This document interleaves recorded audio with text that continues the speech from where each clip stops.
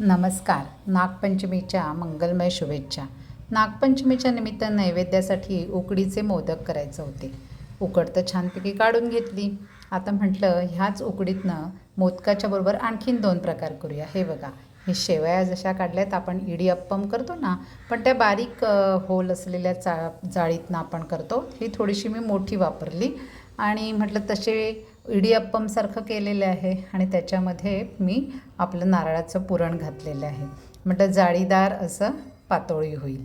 त्याच्यानंतर म्हटलं साध्या नेहमीच्या आपल्या पातोळ्या करूया म्हणून तशाही केल्या आणि परत थोडे उकडीचे मोदक देखील केले. एकाच उकडीतनं म्हटलं 2-3 जरा वेगवेगळे प्रकार करूया. अशा प्रकारे 3 प्रकार माझे ह्या उकडीतनं झालेले आहेत. ही जाळीदार पण पातोळी झाली, साधी प्लेन पण झाली.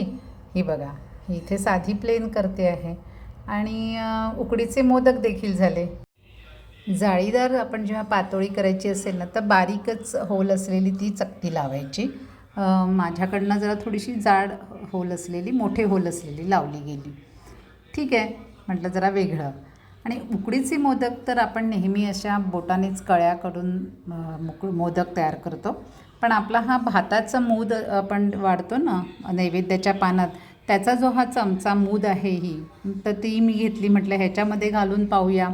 सगळं एक्सपेरिमेंटच म्हणून ह्याच्यात मी घालून पाहिले. थोडंसं तेल लावलं या चमच्याला आणि त्याच्यामध्ये मी गोळा घालून त्याचं मग मी असं प्रेस करत करत पीठ त्या वाटीला प्रेस करत करत काढलं आणि छानपैकी वाटी निघाली आणि त्याच्यावर त्या कळ्या देखील उमटल्या.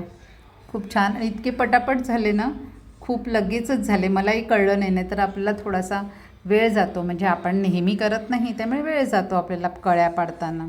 आणि अशा प्रकारे हे नैवेद्याचं ताट सजलं. मनःपूर्वक धन्यवाद.